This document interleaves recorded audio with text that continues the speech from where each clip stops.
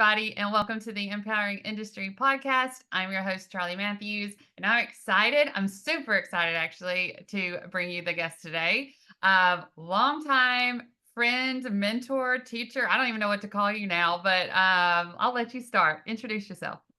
Hey, I'm Brian Winters, and I am in tech, but used to be a teacher. And in fact, I taught the person right above me. Yes. And so he's my math and science teacher. Lots of memories of him like dusting the shelf with my papers that were so bad. But we stay connected. It's been so great to kind of have that long-term mentor and friend. I guess every couple of years you kind of touch base. So if you don't have somebody like that, I encourage you to do that.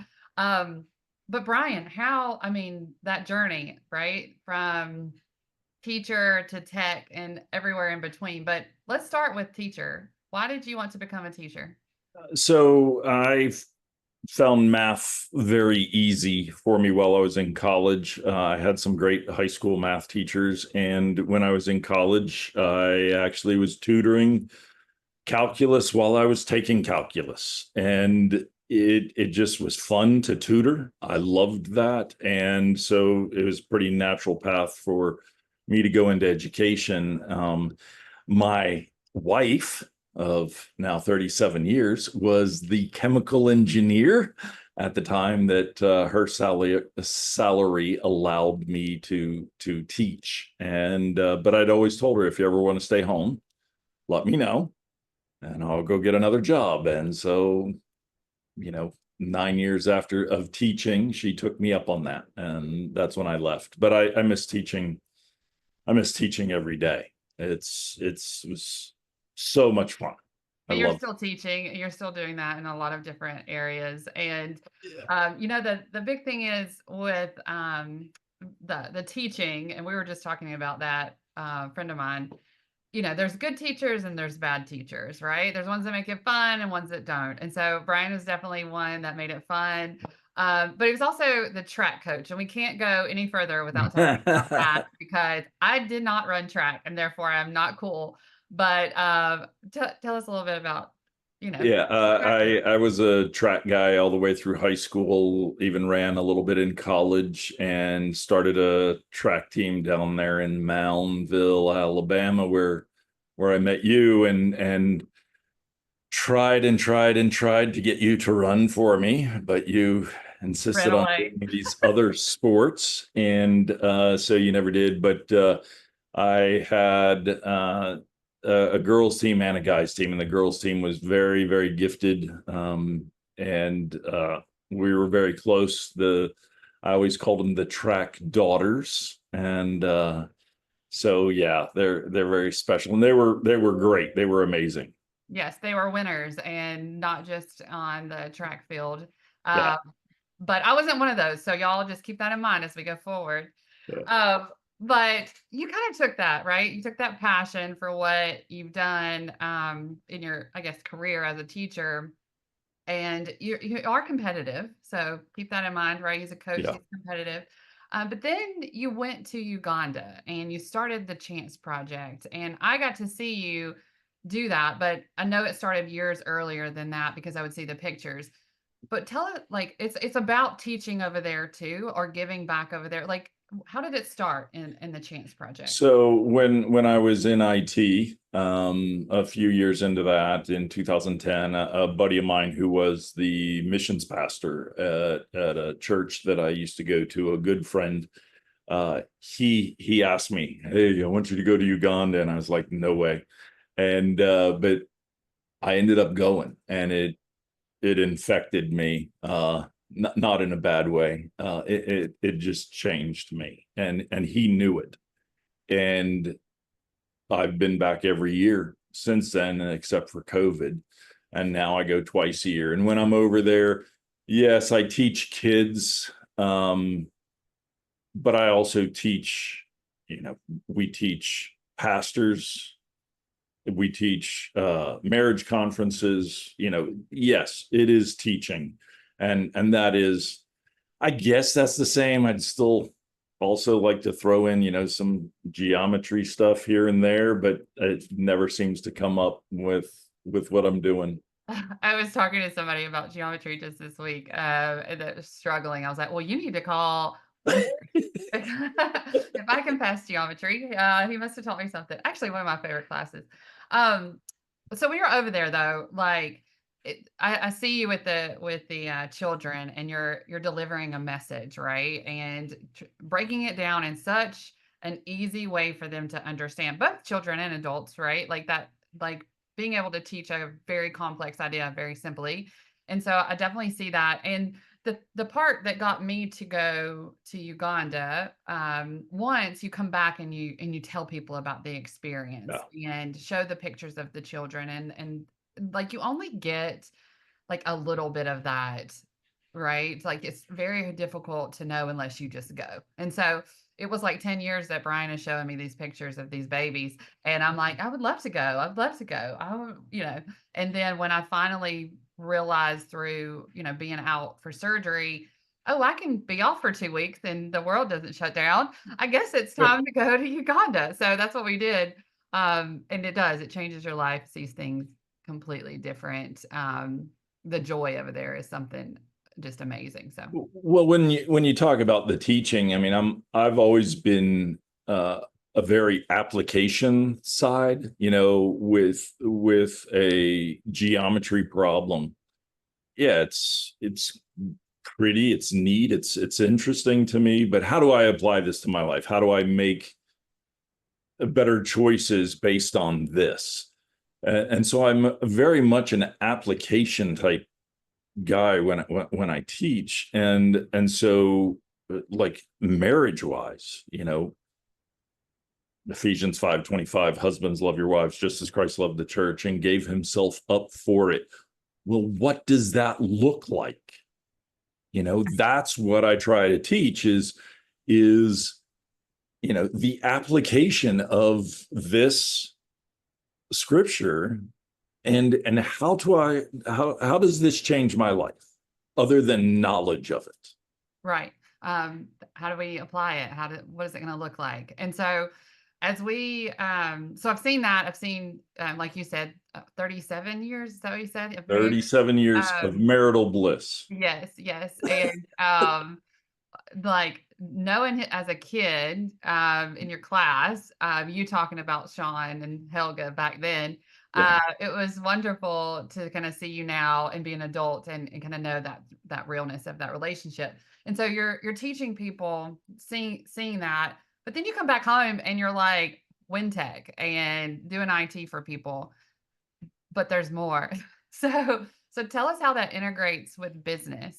Well, I mean, it's great in that the wind tech, the tech side. I just got off the phone with a judge that I take care of, and the thing is, yes, there's the technology side and taking care of networks and security and just keeping people productive, but you also have relationships with these people.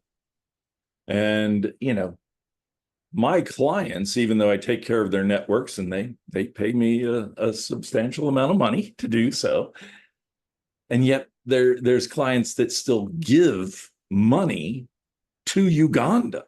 You know, I was just telling a guy the story of one of my clients calling me up and saying, "Hey, my printer's not working, and when you come fix it, don't forget to pick up this $5,000 check for your work in Uganda." So my clients are invested too. I mean, they're already taking part in that. They let their network administrator, me, run off to another country for 2 weeks, but yet many of them also stroke very big checks because they know of the work I'm doing over there. So, the tech work, I think I'm halfway good at technology. It just doesn't interest me, which makes me probably a little more different than many people in the tech world. Well, you're doing a job that drives to purpose, right? Like it allows you to do your purpose work. And there's so many people like that out there, right? Like there's parts of everyone's job that we don't like. But Yeah. then if you're doing it for the bigger purpose, or, if it's a process that you just do, it's like mundane, right? It's over and over and again, but you got to do it perfectly and, take pride in that work. And then, hey, it, allows us to have energy or water or a gadget, it's like things that we need. Yeah. Yeah. But to me, a lot of it is the relationship side of it. I mean, I have clients. Most of my clients aren't just clients; they're dear friends. I know what's going on in their lives. There's this precious client whose husband has lung cancer, and so we talk about that. They're asking, Sean, my wife just had surgery. They're all asking, how's she doing? Where are we on that? And so that it's all the relationship with me. I can't sit behind a computer and do computer work, all the time, every day. I need to be able to do just this right here. That's right. Having conversations, Yeah. and caring about people. And I hope that everybody can take something from this, right? To be able to apply that to their own work, especially on days where you're like, okay, I just can't do that task anymore right this second. What else could you do? 'Cause there's so many people that don't know what they like to do, like for Yeah. fun, or who they can call to distract them or whatever in a good way. So I hope y'all think about that. So speaking of distractions, and I just have to, I guess social media has been a distraction and a blessing for the empowering brands. We have built, right? We have built this company by teaching people how to use social media, how to, get engineers to understand, like, okay, write this for us so we can get your message out there, your ideas out there through these networks, that this is important to push industry a certain way or to get people on board with your products or your vision. So all these things can be beneficial, but they can also be harmful if not taken care of, protected. Yeah. And so specifically, we were at a BNI business networking group, and I heard you talk on this. And I know you were curious from my side because you know how much I'm on social media. But what is social media like doing? What is the power? What is it? What is it doing? And what can we learn from you today, teacher, coach, on social media? So for the record, she made me get an Instagram account, as in Charli did, and I picked that up a little while back. And there's some funny stuff out there. There really is. There's some great information on it. There really is. And then there's an awful lot of just absolutely waste your time stuff on Instagram and 100% agree. anything social media. Well, this whole and it the talk I gave was not really geared concerning adults on social media. It's the dangers of teenagers on social media. And the whole talk was based on a book, The Anxious Generation. I'll think of his name here shortly, but that talk was focused on the effects and of what social media does, especially on phones, when kids have 24/7 access to their phones and that social media, that is the push notifications bugging them, 10 times an hour on Well, average. I think it was really cool where the data, so you had pulled all this data, and Yeah. it started with, when we got the like button on Facebook, that it just Yeah. imagine how that changed everything where, now it's about, do people like me or not? Well, I mean, social media, especially, and this was even before the study, I saw the effect it was having, because even on adults, if take Charli way back to when she's in high school, if there were a group of kids that were going to the river and they took pictures and had a good time, and all of these pictures are there of the wonderful time that they had at the river, down in Moundville, and she was not invited. Before cell phones and before social media, she'd know, okay, I didn't get invited. She'd hear about it a little bit.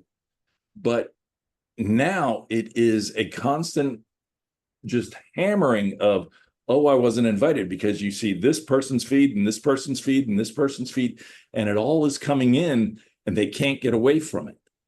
Because every time that kid posts again, there's more pictures. And it's just this constant reminder of, I'm an outsider, I'm not wanted, I'm not the popular in group. I have anxiety right now just reliving that or whatever he was going to say, like the fear of like, where is this going? Like senior skip day and I wasn't supposed to be there, but I was or something, you know. But Not that yeah, you it's ever so true. skipped. Yeah, Not that you ever skipped. You no, were a never, stellar never, never. student. My Perfect. my sister wouldn't check me out. Um, but you know, that is so true. I mean, I can feel it, right? You can feel it, you know that that's happening. It's real, right? Different things trigger different people, but yeah, that this But doesn't feel good. I think it also goes to the thing of, when you post something, pictures of your kids, and you're thinking, oh, look at this is great, we had such a great time, and you put it up and you get 2 likes, and one of them is your mom, and that's it. Nobody even cares. Then it's just this flood of insecurity, this like, I'm not popular, because my other friend who posts pictures of her kids, and she's getting thousands of likes and, oh, all these comments and reposts and stuff. It's just this, like, made up drama that Yeah, we have created. and the other thing is like, you know, because I'm in digital, I kind of get it, right? Like you have to post regularly for the algorithms to even pay attention to you or whatever.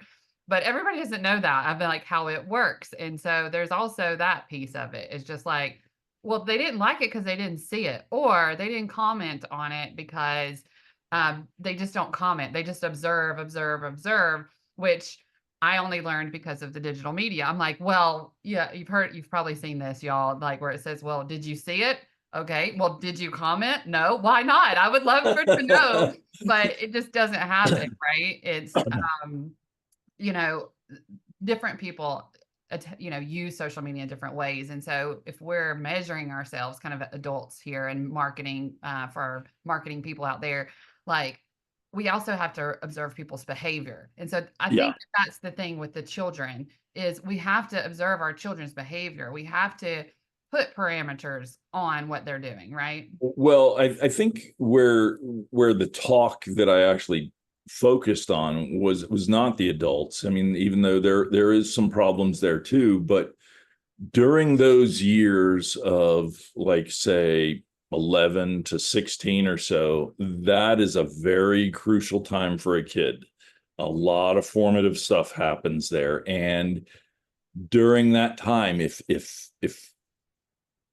they are getting feedback of, I'm not popular, you're worth nothing, stuff like that, and it doesn't even have to be said to them. It's just like the lack of attention that everybody else is getting during those years, it causes real problems. And from the book, you see graphs of, you know, anxiety and depression just skyrocketing for the girls. It goes up some for the guys too, but not as much as the girls.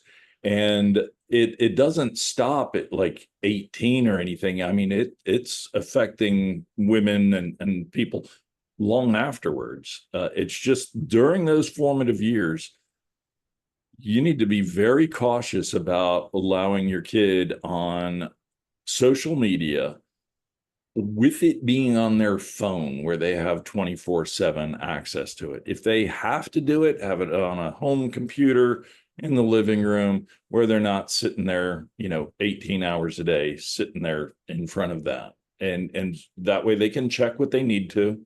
But with the 24/7 access, with the push notifications saying, hey, here's something that so and so might, did, and you need to look at it. That push notification is a very damaging Yeah. part.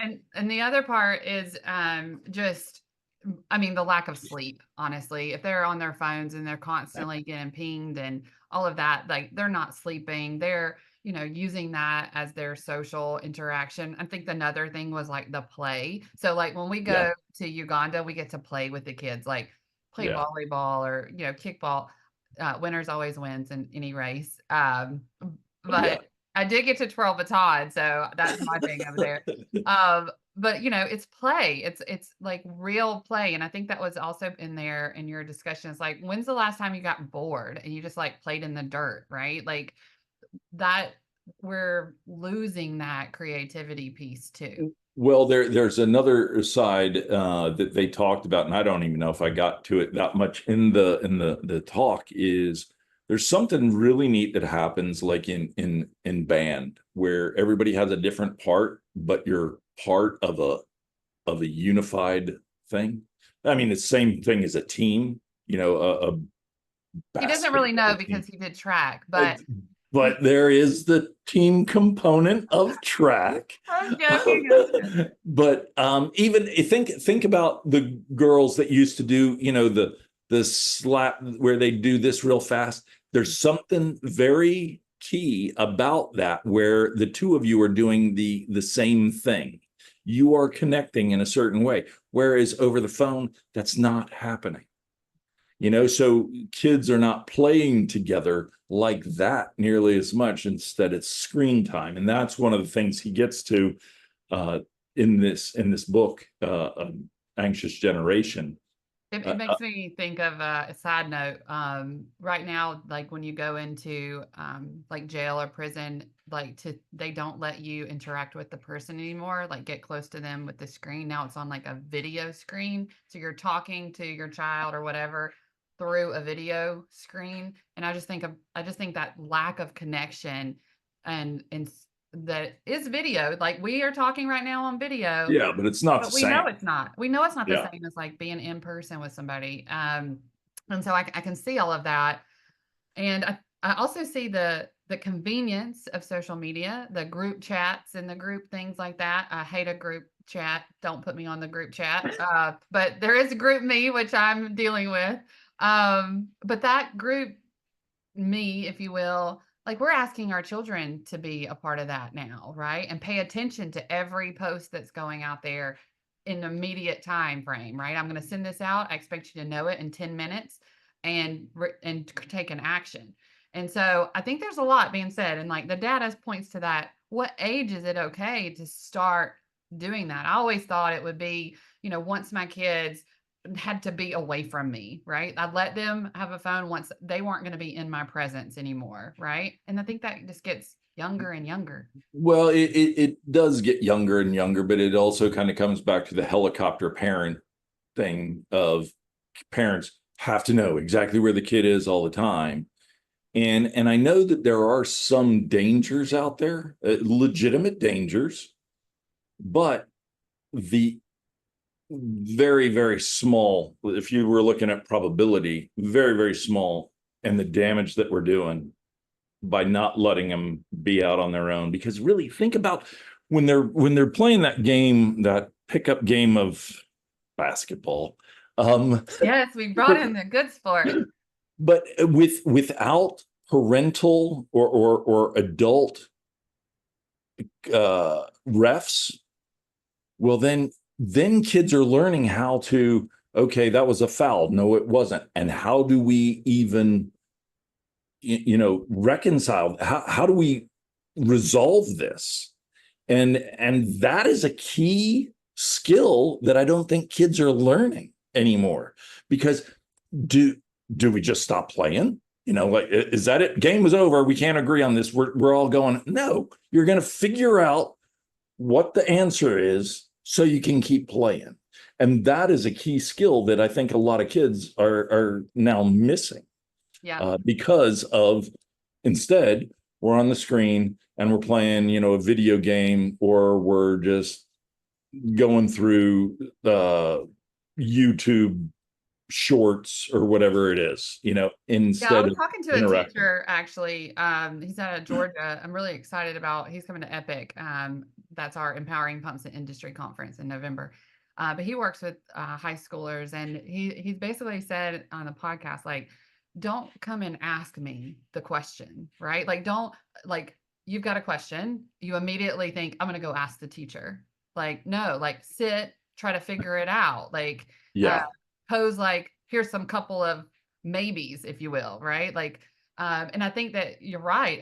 And I think that for the generational gaps too, we see that, younger people come into the workforce and they're like, people think that they're lazy or don't want to work or whatever. And they just don't know things like my children didn't know how to wash their car because we took it to the car wash, right? Like, so I'm like, I remember when like this happened, I was like, how do you not know how to wash a car? And then I'm like, oh, we've not washed the car. And so there's, training, little simple trainings of things that we take for granted, and we expect them to know because you've got knowledge of everything. And that's the thing, though, they have the knowledge right at the tip of their fingers at all times. And we'll be having a discussion with our son Chase, and like, yeah, I wonder how this and this, and he and boom, he's reading you the answer right away. And so, I mean, learning But it it's is somebody else's twisting. answer, right? Like it's somebody else's. Yeah, but I mean, sometimes it's a fact, like the circumference of the moon or something. I don't know. Not that we're sitting around talking about that, but it just any idea that pops into their head. A lot of the younger people, and Chase is 27. Any idea they just like they're putting it into their phone and getting an answer. And so I think learning has changed a lot in that, to sit there and memorize a whole bunch of dates and stuff. Why? I can look that up real quick. Of course, coming from a math guy, I don't want to memorize dates.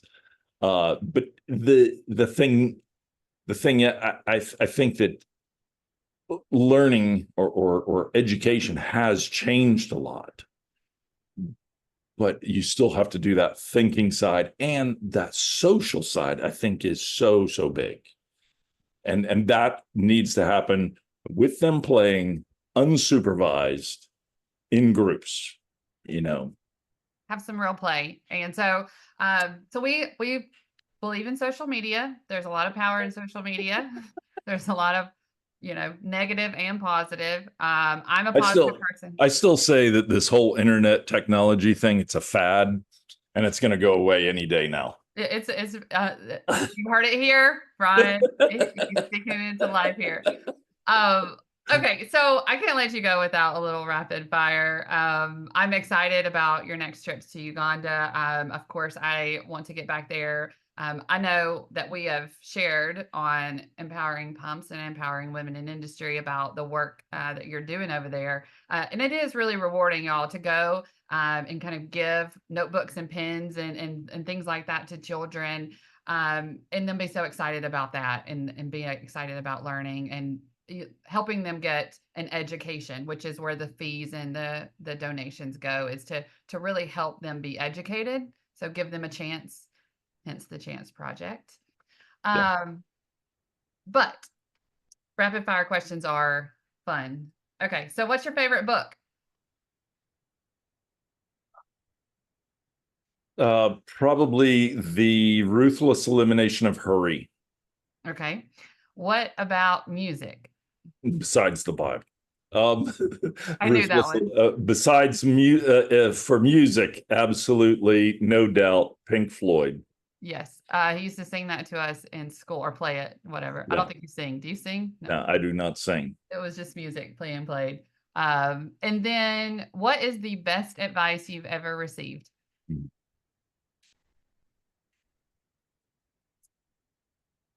The man who the man who never lies has very little to say. Something along those. No, I don't know if that's the best advice, but that's what pops into my head. Um, Best advice. That wow. I love being able to That one stumps me. It really does. I mean, like I think of scripture.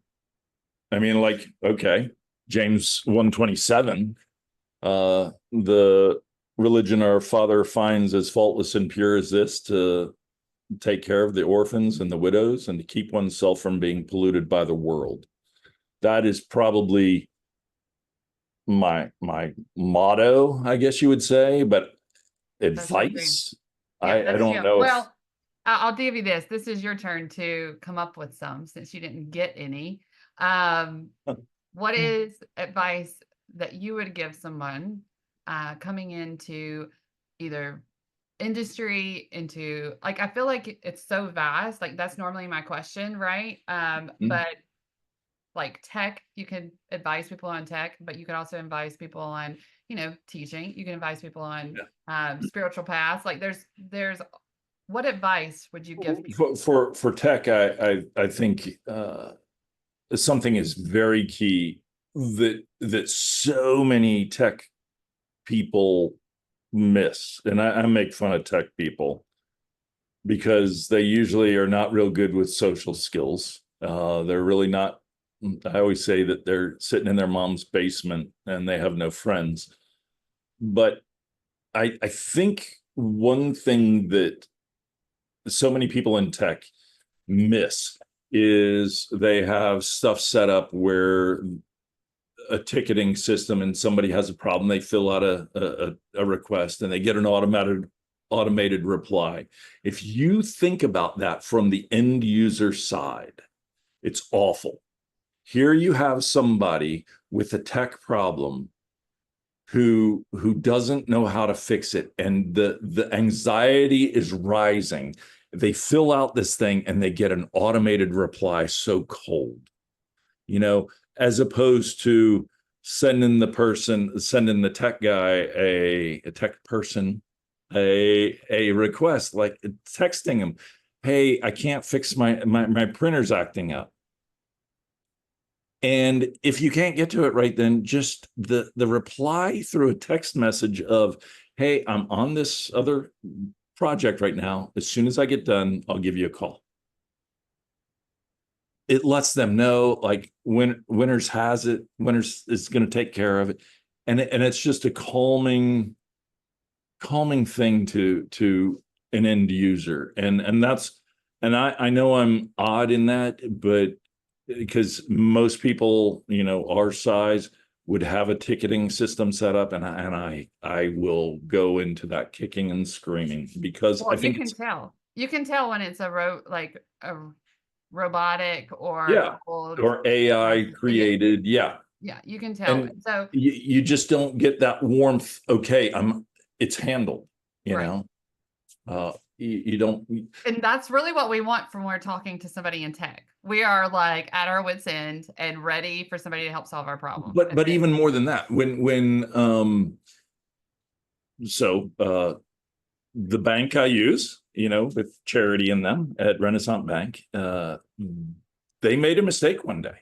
There was a mistake, and I call, and Tanya wasn't available, and Tanya called me back within 2 minutes and called me on my cell phone. I know Tanya's voice.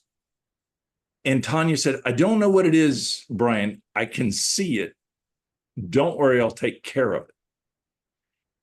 I didn't worry about it the rest of the day. Where if I would have called a bank, and this isn't necessarily a commercial for Renaissance, but if I would have called a big bank, a 1-800 number, and the person said, Brian, I see it, I'll take care of it, you would have been like,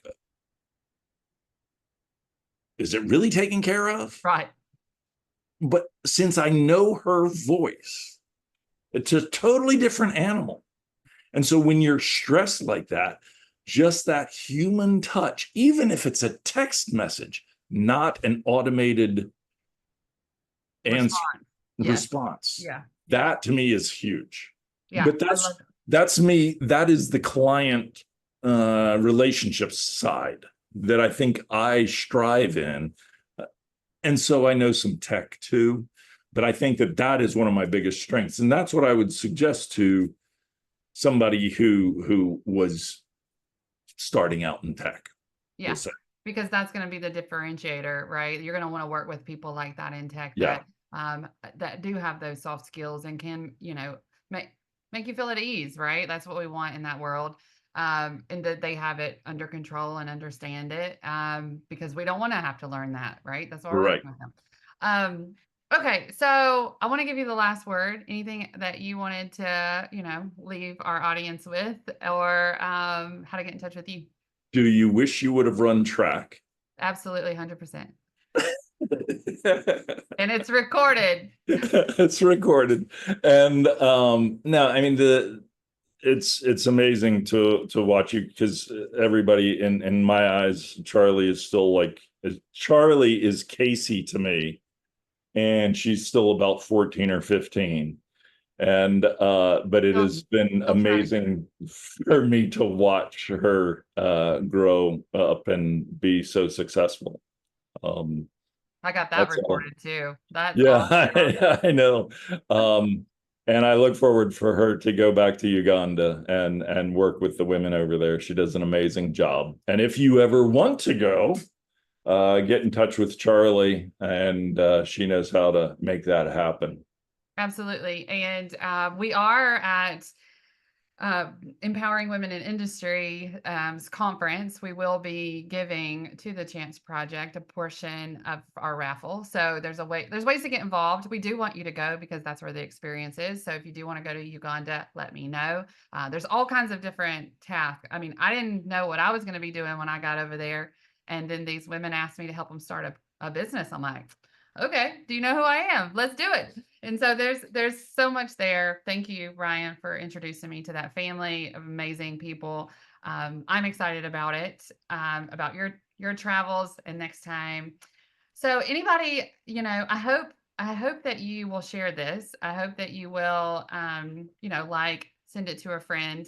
I know some people that will absolutely laugh at some of the comments that we made and know Casey very well, and some that won't. And so, there's a lot out there on the social media space that we need to continue to learn. But I wanted to give that message to you because it's our job to protect our children. And so if we can make ourselves, the women and the men out there, understand how to take care of us better, then that's going to help our children. So help ourselves, because our children are watching us, and we've got to have good habits, and it will affect the children in a positive way. So if y'all have any comments on that or questions, please feel free to send that. I'll get the link to the book as well and put that in the show notes. I have so much I could say. I could talk to Brian forever, but until next time, be empowering. Thanks, Brian. Bye.